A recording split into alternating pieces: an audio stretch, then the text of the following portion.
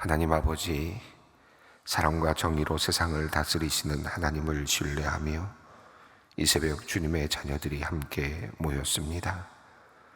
하나님께서는 하늘 높은 곳에만 계시지 않고 이 땅의 낮은 곳으로 오시는 자비로우신 주님이심을 믿습니다.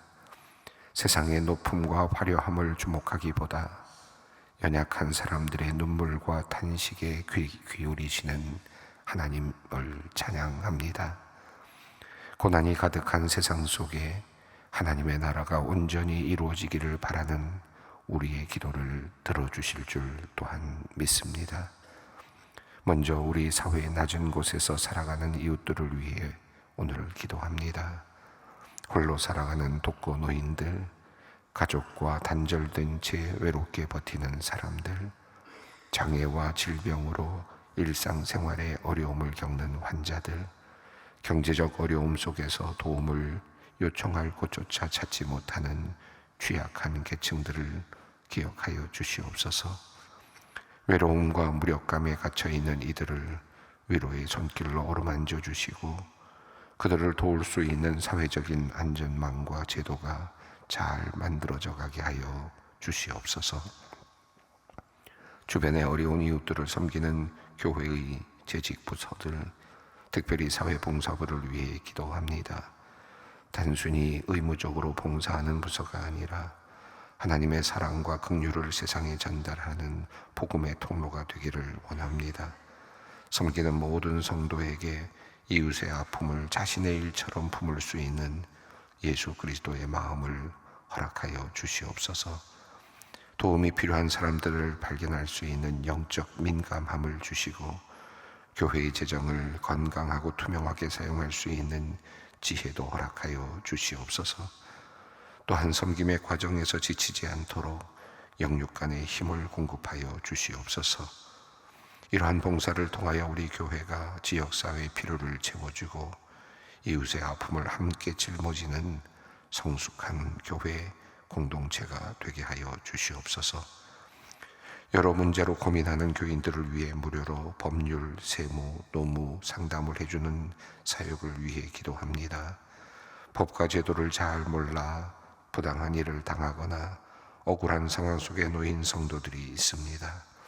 경제적인 형편 때문에 전문가의 도움을 받지 못하는 사람들도 있습니다. 이 사역을 통하여 약한 자들의 권리가 보호받게 하시고 억울한 사람들이 정당한 도움을 얻을 수 있도록 도와주시옵소서. 상담 사역을 담당하는 봉사자들에게 현명함과 정직함을 주시고 단순한 정보 전달을 넘어 고통받는 사람들을 위로하는 사역이 되게 하여 주시옵소서. 이 사역이 교인들과 이웃들에게 하나님의 정의와 자비가 실현되는 지혜의 통로가 되게 하여 주시옵소서. 오늘 담낭 절제 수술을 받은 권사님을 위해 기도합니다. 담낭벽이 두꺼워져 모양이 좋지 않아 절제 수술을 하고 조직 검사를 하게 됩니다. 치유의 하나님, 능력의 손으로 안수하여 주셔서 권사님의 수술이 잘 진행되게 하여 주시고 몸에 악하고 못된 암세포가 들어서지 못하도록 막아 주시옵소서. 두렵고 떨리는 마음으로 수술을 기다리는 권사님 마음을 붙들어 주셔서 담대하게 하시고 평안함 가운데 모든 치료를 잘 받을 수 있도록 역사하여 주시옵소서. 며칠 전 다리에 힘이 없어 넘어진 친정 아버지의 회복을 위해 기도하는 집사님의 기도를 함께 드립니다. 넘어지면서 소량의 뇌출혈이 발생하였고 또 척추에 골절상을 입었습니다. 고령이다 보니 수술을 하기보다 경과를 지켜보고 있습니다. 혈압이 높아지지 않게 해주시고 다른 부작용이 나타나지 않도록 주님 지켜주시옵소서. 속히 회복하여 일어나 걷게 하시고 퇴원 후에도 다리에 힘을 주셔서 다시 실족하는 일이 없게 주님 붙잡아 주시옵소서. 오늘 한쪽 무릎 수술을 받는 은퇴 권사님을 위해 기도합니다. 주님께서 치료의 길을 열어주시니 감사합니다. 하지만 인공관절로 치환하는 수술의 염려도 크고 수술 후 2달여 재활을 받을 때 남편과 가족들을 챙길 수 없어 미안한 마음도 앞섭니다. 전능하신 하나님, 의료진에게 지혜를 주시고 이들의 손을 치유하시는 하나님의 손길로 사용하여 주시옵소서. 수술을 위해 기도하는 가족들의 마음을 평안으로 지키시며 권사님 재활기간 가족 모두가 서로를 아끼며 특별한 시간을 보내게 하여 주시고 재활이 잘 이루어져 더 건강한 모습으로 돌아와 기쁨과 감사로 함께 예배하게 하여 주시옵소서. 막내 동생을 위한 한 권사님의 기도를 또한 들어주시옵소서. 급성 골수성 백혈병 진단을 받아 오늘부터 한 달간 격리되어 항암 주사를 맞습니다.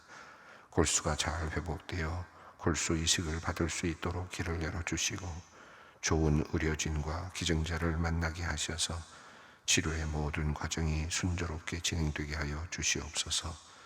특별히 동생이 예전에 교회에 상처가 있어 현재 교회를 떠난 상황입니다.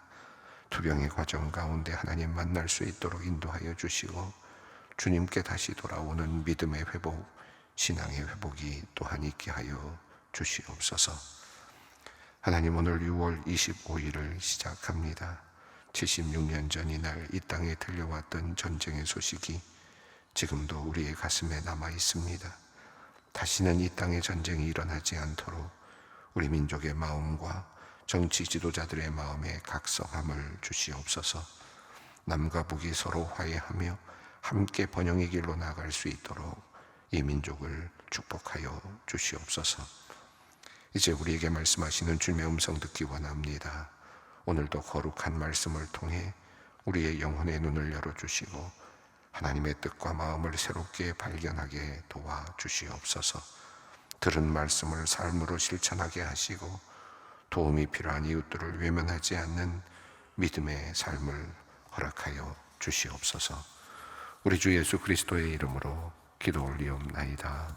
아멘. 오늘 우리에게 주시는 하나님의 말씀은 이사야서 30장 15절로 26절 말씀입니다. 이사야서 30장 15절로 26절까지 말씀을 함께 봉독합니다. 주 여호와 이스라엘의 거룩하신 이가 이같이 말씀하시되 너희가 돌이켜 조용히 있어야 구원을 얻을 것이요 잠잠하고 신뢰하여야 힘을 얻을 것이거늘 너희가 원하지 아니하고 이르기를 아니라 우리가 말 타고 도망하리라 하였으므로 너희가 도망할 것이요 또 이르기를 우리가 빠른 짐승을 타리라 하였으므로 너희를 쫓는 자들이 빠르리니 한 사람이 꾸짖은즉 천 사람이 도망하겠고 다섯이 꾸짖은즉 너희가 다 도망하고 너희 남은 자는 겨우 산 꼭대기에 깃대 같겠고 산마루 위에 기치 같으리라 하셨느니라. 그러나 여호와께서 기다리시나니 이는 너희에게 은혜를 베풀려 하심이요 일어나시리니 이는 너희를 긍휼히 여기려 하심이라. 대저 여호와는 정의의 하나님이심이라. 그를 기다리는 자마다 복이 있도다. 시온에 거주하며 예루살렘에 거주하는 백성아, 너는 다시 통곡하지 아니할 것이라. 그가 내 부르짖는 소리로 말미암아 내게 은혜를 베푸시되 그가 들으실 때에 내게 응답하시리라. 주께서 너희에게 환난과 떡과 고생의 물을 주시나 내 스승은 다시 숨기지 아니하시리니 내 눈이 내 스승을 볼 것이며 너희가 오른쪽으로 치우치든지 왼쪽으로 치우치든지 내 뒤에서 말소리가 내 귀에 들려 이르기를 이것이 바른 길이니 너희는 이리로 가라 할 것이며 또 너희가 너희 조각한 우상에 입힌 금과 부어 만든 우상에 울린 금을 더럽게 하여 불결한 물건을 덤짐같이 던지며 이르기를 나가라 하리라. 내가 땅에 부린 종자에 주께서 비를 주사 땅이 먹을 것을 내며 곡식이 풍성하고 기름지게 하실 것이며 그날에 내 가축이 광활한 목장에서 먹을 것이요 밭가는 소와 어린 나귀도 키와 쇠고랑으로 까부르고 맛있게 한 먹이를 먹을 것이며 크게 살육하는 날 방대가 무너질 때에 고산마다 전령마다 그 위에 개울과 시냇물이 흐를 것이며 여호와께서 자기 백성의 상처를 싸매시며 그들의 맞은 자리를 고치시는 날에는 달빛은 햇빛 같겠고 햇빛은 7배가 되어 7날의 빛과 같으리라. 아멘. 29장 이사야서 29장에서 하나님 앞에서 전능하시고 모든 것을 아시는 하나님 앞에서 자신의 계획을 숨기려고 하는 자들에 대한 이야기를 하셨습니다. 특별히 남유다의 정치 지도자들, 그들은 하나님을 의지해야 함에도 불구하고 하나님을 의지하는 척하지만 실상은 숨은 채로 그들은 애굽을 의지하려고 하였고 또 열국들을 의지해서 자신들의 문제를 해결하려고 노력을 하였습니다. 그래서 하나님께서는 29장에서 하나님 앞에서 자신을 숨기려는 자, 계획을 숨기려는 자, 화 있을진저라고 말씀을 하시면서 책망을 하셨습니다. 그리고 이어지는 우리 어제의 본문 말씀 30장에서는 패역한 자식들이라는 그런 말씀으로 하나님께서는 말씀을 하시며 또 책망을 하셨습니다. 자식들이 아버지의 그늘 아래 있어야 되는데 하나님 아버지의 그늘 아래에서 피하여야 하는데, 그리고 그 든든한 아버지를 버리고 도리어 허망하고 또 정말로 도움이 되지 않는 무익한 그런 것을 의지하려고 나아가는 패역한 자식, 든든한 아버지를 놓아두고는 정말 의지할 수 없는 존재를 향해 나아가는 그 모습을 하나님께서 책망하셨습니다.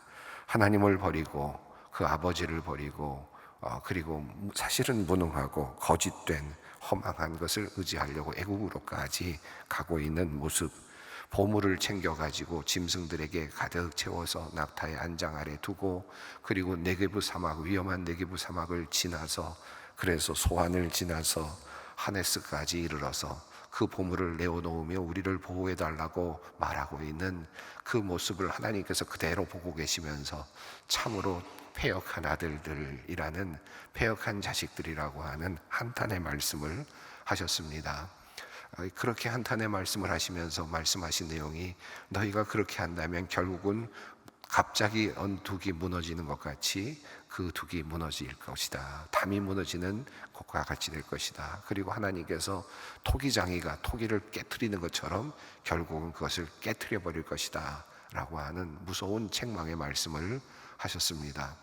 자, 오늘 본문 말씀은 이어지는 내용인데, 이렇게 하나님께서 책망의 말씀을 하시면서 안타까워하시는 이 말씀 이후에 하나님께서 이제 그 해결책을 이제 또 자상하게 말씀을 해주시는데요. 오늘 15절부터 26절까지 말씀 속에 우리가 어떻게 살아야 하는지, 그리고 이스라엘 백성들을 향하여 하나님께서는 남유다의 백성들을 향하여 어떻게 살기를 원하시는지를 말씀하십니다. 우선 15절 말씀을 읽겠습니다. 주 여호와 이스라엘의 거룩하신 이가 이같이 말씀하시되, 너희가 돌이켜 조용히 있어야 구원을 얻을 것이요 잠잠하고 신뢰하여 힘을 얻을 것이거늘 너희가 원하지 아니하고. 자, 그러면 이제 너희는 어떻게 해야 되느냐? 하나님 아버지를 신뢰하고 있어야 하는데, 하나님 아버지를 신뢰하지 않고 너희는 애굽이라고 하는 나라에 가서 보물을 가지고 가서 그곳에서 바치면서 도와달라고 하는데, 그것은 허망한 것이고 결국은 신뢰할 만한 것이 아니며, 결국은 너희들은 그것 때문에 수치와 수욕을 당할 것이다. 수치와 수욕이라는 단어가 어제 본문에 수없이 많이 나왔죠. 자, 이렇게 말씀하시면서 그러면 어떻게 해야 되는가? 하나님께서는 하나님 아버지의 그늘 아래 거하라는 것입니다. 하나님 아버지의 그늘 아래 거하라. 그렇게 하는 것은 단순하다는 거죠. 하나님 앞에는 보물을 가지고 나와서 살려달라고 할 필요도 없고, 아버지이시기 때문에 그 네게부 사막을 다니면서 그것을 위험한 것까지 보물을 들고 가면서 그것을 안전하게 가지고 가려고 노력하면서 멀리까지 가져가서 보물을 갖다 바치면서 그것도 허망하게 자기를 구원해 주지 못할 그런 존재에게 갖다 바치는, 그런데 하나님은 그렇게 할 필요도 없습니다. 하나님은 아버지이시고 하나님은 우리를 지키시는 분이시고 하나님은 사랑의 하나님이십니다. 우리를 사랑하시는 분이시란 말이죠. 자, 그래서 15절을 말합니다. 그냥 조용히 있으면 된다. 조용히 있으면 된다. 그리고 잠잠하고 신뢰만 하면 된다. 너무 버둥거려서는 안 된다. 버둥거리지 마라. 굳이 자기가 스스로 뭘 해결해 보려고 그럴 필요가 없다. 왜? 하나님께서 아버지가 되고 계시고 자식을 아끼는 것처럼 하나님께서 일할 것이기 때문에 하나님께서 일하실 수 있도록 너희는 기다리면 된다. 조용히 있으면 된다. 가만히 있으면 된다. 움직이지 않고 가만히 있고 잠잠하고 하나님을 신뢰하면 된다라는 말씀입니다. 이게 15절의 해결책이죠. 여러분 혹시 물에 빠진 사람을 구해 보신 적이 있는지 모르겠습니다. 사실은 굉장히 드문 경우이겠지만 물에 빠진 사람을 구할 때 여러분 어떻게 해야 된다고 합니까? 물에 빠진 사람이 사실은 굉장히 힘을 많이 쓰죠. 살아남으려고. 혹시라도 잘못 들어가면 버둥거리다가 구하려고 간 사람까지 함께 빠져나오지 못하는 경우들이 꽤 많습니다. 사실 수영을 잘하는 사람이 안으로 들어가서 그를 구해내려고 하면 물에 빠진 사람은 그냥 가만히만 있으면 됩니다. 힘을 빼고 가만히만 있으면 수영을 잘하는 분이 쉽게 구해낼 수 있습니다. 그런데 버둥거리면 함께 죽을 수밖에 없습니다. 자칫하면은 구해줄 수도 없습니다. 그가 완전히 정말 정신을 잃을 때까지 기다리고 들어가지 않는 한 살려낼 방법이 별로 없습니다. 자, 여기 마찬가지죠. 15절은 가만히 있어라, 조용히 있어라, 신뢰하고 기다려라, 힘을 빼고 기다려라. 그럼 하나님께서 너를 붙잡아 주실 것이다 라고 해결책을 말씀합니다. 그런데 이렇게 이야기를 하는데도 너희는 어떻게 하느냐? 원하지 않고, 그렇게 하려고 하지 않고, 그걸 해결책이라고 생각하지 않고 조급해 한다는 거죠. 조급해 하면서 어떻게 합니까? 16절입니다. 함께 읽습니다. 이르기를 아니라 우리가 말 타고 도망하리라 하였으므로 너희가 도망할 것이요, 또 이르기를 우리가 빠른 짐승을 타리라 하였으므로 너희를 쫓는 자들이 빠르리니. 이 16절은 굉장히 아주 뭐랄까요, 해학적이라 그럴까요, 유머러스하다 그럴까요, 이렇게 지금 정말 인간의 허망한 모습을 정말 웃기는 모습으로 표현해주고 있는데, 말 타고 도망하리라 라고 했더니 결국 너희는 도망갈 수밖에 없는 처지가 되고 만다. 말 타고 도망가겠다 했으니까 말을 타고 도망갈 수밖에 없는 상황이 된 겁니다. 도망하는 자가 된다. 또 빠른 짐승을 타리라 그랬더니 더 빠르게 쫓아오는 뒤가 있다. 그러니 더 빨리 달릴 수밖에 없는 상황이 되어버린 거죠. 빨리 달리면 점점 거리가 벌어져야 될 것 같은데 그렇게 되지 않고 도리어 거리가 좁혀지는 겁니다. 빨리 달릴 수 있다고 생각하고 빠른 짐승을 올라탔는데 그보다 빠른 짐승을 타고 뒤에서 따라오는 존재가 있다 그러면 어떻게 되겠습니까? 거리는 점점 좁혀지는 것 아니겠습니까? 그런 일들이 일어나게 되는 것입니다. 내가 해결을 하려고 하다 보면 그런 일들을 만나게 됩니다. 하나님께서는 분명하게 지금 말씀하고 계십니다. 특별히 애굽을 의지하려고 하는, 그리고 강대국들을 의지하려고 하는 그런 지금 남유다의 백성들을 향하여 하나님께서는 책망을 하십니다. 자, 그렇게 되면 너희는 어떻게 되느냐? 결국은 망하게 되는다. 결국은 더 이상 버틸 수 없는 상황이 되어버리고 모든 것을 잃게 될 것이다. 17절입니다. 한 사람이 꾸짖은즉 1000사람이 도망하겠고 5이 꾸짖은즉 너희가 다 도망하고 너희가 남은 자는 겨우 산꼭대기에 깃대 같겠고 산마루 위에 깃이 같으리라 하셨느니라. 한 사람이 뭐라고 하니까, 한 사람이 위협하니까 1000명이 도망가고 5명이 위협을 하니까 5명의 군사가 위협을 하니까 온 백성이 모두 다 도망가 버렸다. 이게 얼마나 참으로 부끄럽고 허망한 일이 되겠습니까? 이렇게 너희는 될 것이다. 애굽을 의지해서 큰 힘을 발휘할 수 있을 것 같지만 결국 너희들은 도망가는 신세가 될 것이고, 그리고 애굽의 군대들 역시 이렇게 허망하게 도망가는 존재가 될 것이고, 그리고 너희들은 그저 하나의 깃대만 남는 것 같은 그와 같은 존재가 되고 말 것이다. 미래를 이미 그려주고 있습니다. 이 미래에 들어가지 않기 위해서라면 너희가 해야 될 일이 있는 거죠. 그런데 그것을 하지 않습니다. 이미 그것은 예견되고 있습니다. 자, 그럼에도 불구하고 하나님께서는 그것이 예견됩니다. 그럼에도 불구하고 하나님은 또 유다를 구하실 계획을 또 만들고 있습니다. 플랜 B라고도 할 수 있겠습니다. 하나님께서 어떻게 하실 것인지. 자, 18절 말씀입니다. 그러나 여호와께서 기다리시나니 이는 너희에게 은혜를 베풀려 하심이요 일어나시리니 이는 너희를 긍휼히 여기려 하심이라. 대저 여호와는 정의의 하나님이심이라. 그를 기다리는 자마다 복이 있도다. 자, 잠잠하고 기다려라, 힘을 빼고 기다려라, 신뢰하고 기다려라. 만약에 이스라엘 백성들이 그러했다면 그 상태에서 하나님께서 그들을 번영할 수 있도록 지켜주셨을 겁니다. 그런데 이스라엘 백성들, 남유다의 백성들은 그렇게 하지 않았습니다. 애굽을 의지하고 말을 타고 도망가리라, 더 빠른 짐승을 가지고 도망가리라, 나름대로 계획을 하고 나름대로 수행을 했는데 결과적으로 어떻게 됩니까? 도망자가 되고 말고 그저 한두 개 남는 그런 존재가 되고 맙니다. 실패이죠. 인간적인 노력의 실패입니다. 자, 그러나 그럼에도 불구하고 그럴 때에조차도 여호와께서는 어떻게 하시겠다는 겁니까? 기다리시겠다. 자, 우선 하나님께서 어떻게 하십니까? 은혜를 베풀려 기다리고 계신다. 두 번째, 하나님은 긍휼히 여기려 일어나실 것이다. 자, 행동하시려고 일어나시겠다. 그러니까 기다리시는 것은 어찌 보면 앉아 계시는 듯한 느낌이죠. 오기만을 기다리는, 너희가 나에게 오기만 기다린다. 어떤 상황이 되든지 어떤 어려움 속에서든지 돌이켜서 나에게 돌아오기만 하면 난 기다리겠다. 자, 일찍 돌아왔으면 얼마나 좋았겠습니까? 아직 남아있었을 때 돌아왔으면 얼마나 좋았겠습니까? 조용히 기다렸으면, 하나님께 나아갔으면 얼마나 좋았겠습니까? 다 잃어버리고 도망가다가 다 놓치고 기치 하나만 남을 정도의 상황이 되었습니다. 그럼에도 불구하고 하나님께만 돌아오면 하나님은 지금 기다리고 계십니다. 그리고 하나님은 일어서실 준비가 되어 있습니다. 우리를 위하여 일하실 준비가 되어 있으십니다. 그러면서 하나님 말씀하십니다. 하나님은 정의의 하나님이시라. 그를 기다리는 자마다 복이 있도다. 하나님은 정의로우신 분이시니 내가 당하고 있는 이 고난, 불의, 그리고 이러한 일들, 억울함 하나님께서 갚아주실 것이다 라고 하나님 앞에 기도할 때 하나님께서 일하실 분이시다. 자, 그래서 하나님을 기다리는 자는 복이 있다라고 말합니다. 자, 해결책이 하나 있습니다. 우선 첫 번째는 하나님을 기다리는 사람. 하나님을 기다린다는 말은 하나님께 희망을 두는 사람. 어떤 상황 속에서도 하나님께 희망을 두고 하나님께로 방향을 트는 사람, 바로 그 사람이 하나님을 기다리는 사람이죠. 자, 내가 어느 상태에 있든지 하나님을 기다리는 것이 중요합니다. 자, 19절을 읽습니다.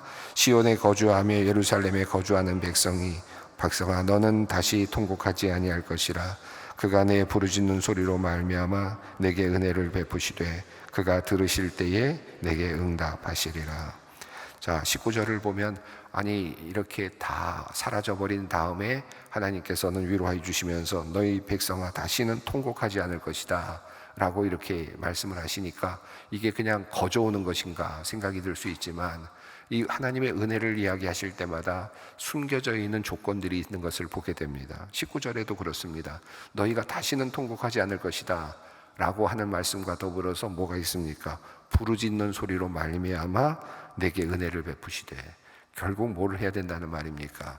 앞서 18절에서는 하나님을 기다리라, 기다리는 자가 복이 있다 그랬으니까, 기다린다는 말은 하나님께 희망을 두는 자고, 19절에서는 부르짖는 자에게 부르짖는 소리로 말미암아 하나님께서 은혜를 베푸신다.